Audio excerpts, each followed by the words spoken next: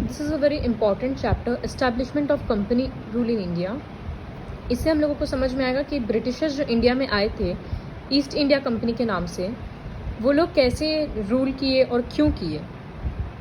तो वास्को दा गामा कैलिकट में आए 1498 में। इससे यूरोपियंस का और पोर्तुगीज़ का आना जाना फिर शुरू हुआ। पोर्तुगीज़ गोवा में इस्टेब्लिश किए और कुछ आने वाले कुछ साल में इंडिया बहुत फेमस हो गया क्योंकि यूरोपियन ट्रेड करने लगे आकर। एडवेंचर के लिए इंग्लैंड, फ्रांस, हॉलैंड सब जगह से लोग आने लग गए। इससे एज ऑफ इम्पीरियलिज्म स्टार्ट हुआ। इम्पीरियलिज्म मतलब ज़ोर ज़बरदस्ती से किसी कॉलोनी को अपने अंडर में करना।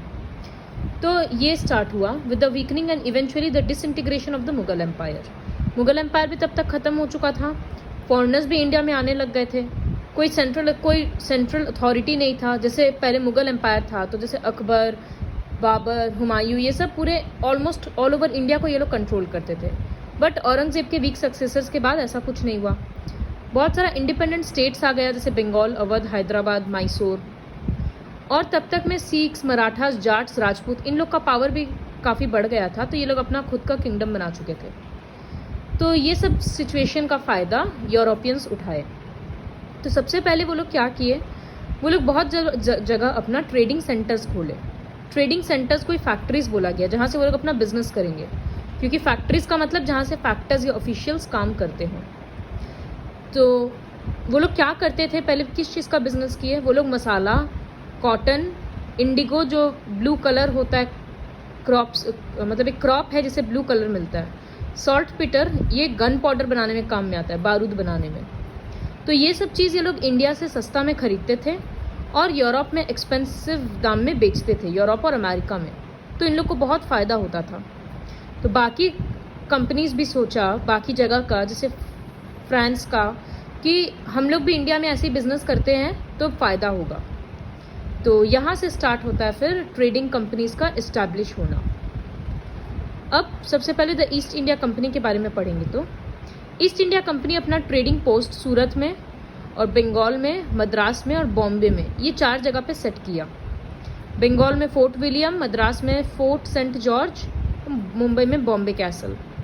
वो लोग वहाँ का राजा लोग से अच्छे से अपना बॉन्डिंग बना लिया कि थोड़ा प्रॉफिट तुमको दे देंगे तो तुम हम लोग को बिजनेस करने दो। Indian rulers signed alliances to secure the help of English military to settle their internal rivalries. Indian rulers में आपस में ही, जैसे बंगाल, तो बंगाल में आपस का ही 2-3 राजा लोग का पटता नहीं है।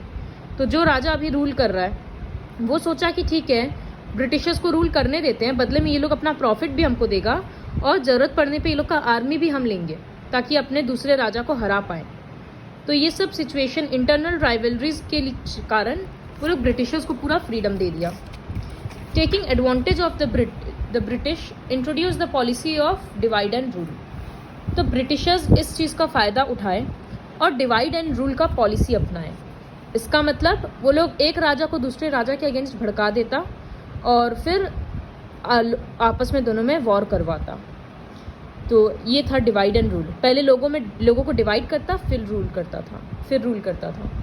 सो as a result the Indian princes became puppets in the hands of the English. तो वो लोग बस कठपुतली के जैसे राजा लोग को नचाने लग गया ब्रिटिशर्स। बट क्वेश्चन ये है कि एक ट्रेडिंग कंपनी, मतलब एक ट्रेड करने का कंपनी था, एक बिजनेस का कंपनी था, वो एक इम्पीरियल पावर वो पूरे कंट्री को कैसे कैप्चर कर लिया।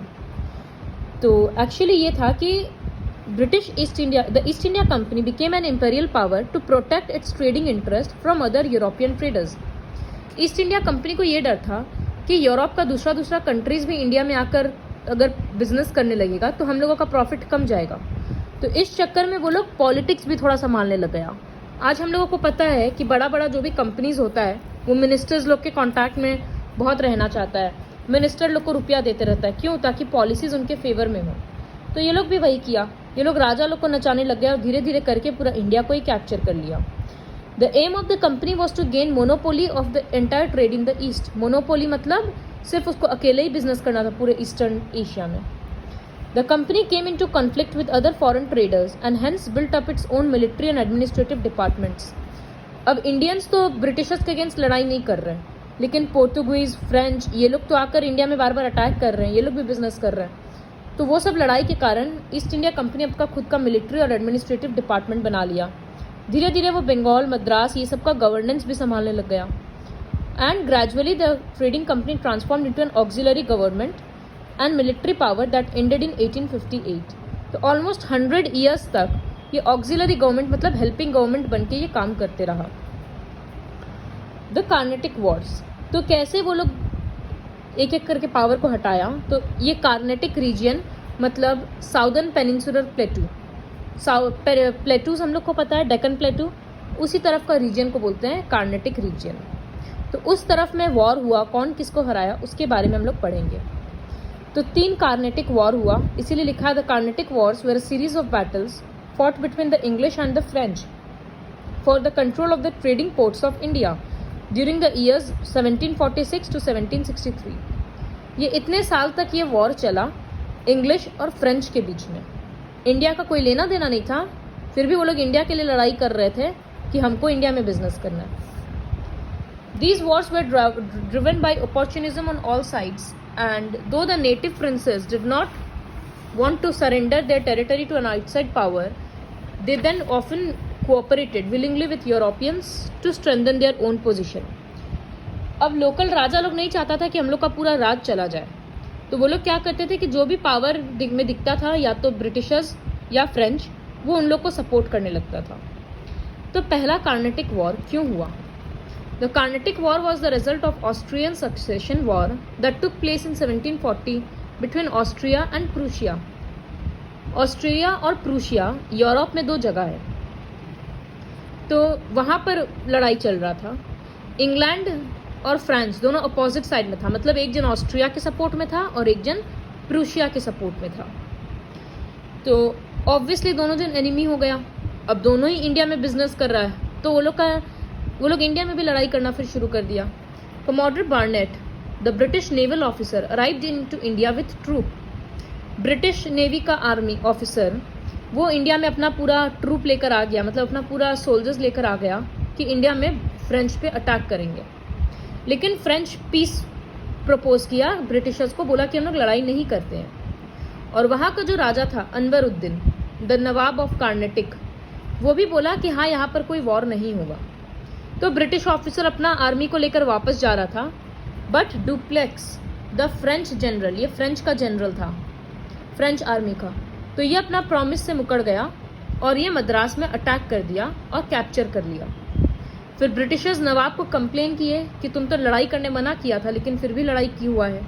तो वो लोग दोनों जन मिलके फ्रेंच के अगेंस्ट वॉर डिक्लेयर कर दिया। फिर बैटल हुआ, Anwaruddin was defeated by the French. Anwaruddin French को हरा नहीं पाया। The Austrian succession war came to an end in 1748।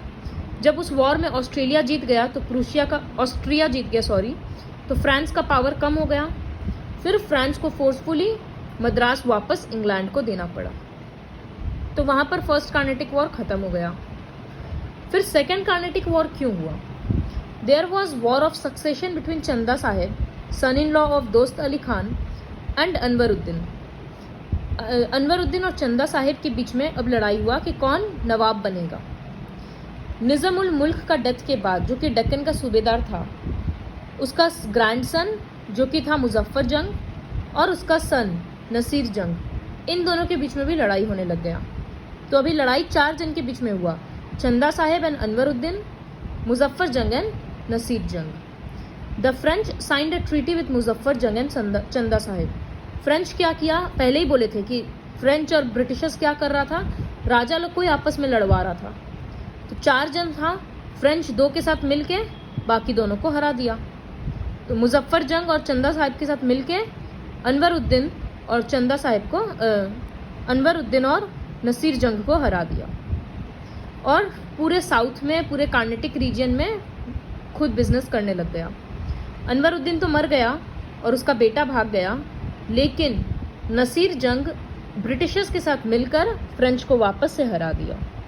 तो 2 बार ऐसा हो चुका कि फ्रेंच जीत कर भी हार गया।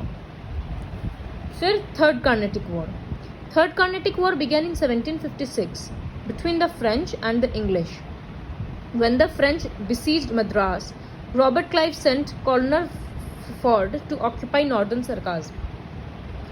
जब फ्रेंच और इंग्लिश के बीच में वापस लड़ाई हुआ, फ्रेंच मद्रास को जब कैप्चर किया तो रॉबर्ट क्लाइव कर्नल फोर्ड को भेजे कि तुम नॉर्दर्न सरकार्स को कैप्चर कर लो। फिर वो कैप्चर करके जो वहाँ का नवाब था उसको अपने अंडर ले आया, सलाबत जंग। अब वैंडीवर्श में इंग्लिश और फ्रेंच के बीच में लड़ाई हुआ, फ्रेंच हार गया, तो पौंडीचेरी जो अभी पुडुचेरी हो गया है वो ब्रिटिशर्स को वापस मिल गया। 7 साल का वॉर जब यूरोप में ख़त्म हुआ तो ट्रीटी ऑफ पेरिस साइन हुआ। As per this treaty Pondicherry was given back to the French. Pondicherry वापस फ्रेंच को मिल गया, लेकिन रॉबर्ट क्लाइव का काफ़ी नाम हो गया लोगों में कि ये ब्रिटिशर है और ये बहुत अच्छे से वॉर करता है, तो राजा लोग रॉबर्ट क्लाइव के फेवर में रहने लगे। और डुप्लेक्स जो कि फ्रेंच जनरल था वो इतना बार इंडिया में हार चुका था कि फ्रांस आर्मी उसको वापस बुला लिया। Eventually French east India company was dissolved, तो हर बार फ्रेंच हारते गया इतने 7-8 साल तक, 13 साल तक शायद, तो इस वजह से फ्रांस का तो पूरा कंपनी ख़त्म हो गया, तो was dissolved in 1770। The French ambitions of establishing an empire in India ended, and अब कौन मेन रह गया था रूल करने के लिए? सिर्फ ब्रिटिशर्स। तो ऐसे ईस्ट इंडिया कंपनी अपना सुप्रीमेसी इस्टेब्लिश किया, मतलब पूरे कंट्री को वो इस तरह से कंट्रोल में कर लिया, क्योंकि उसका जो सबसे बड़ा राइवल था वो उसको हरा दिया।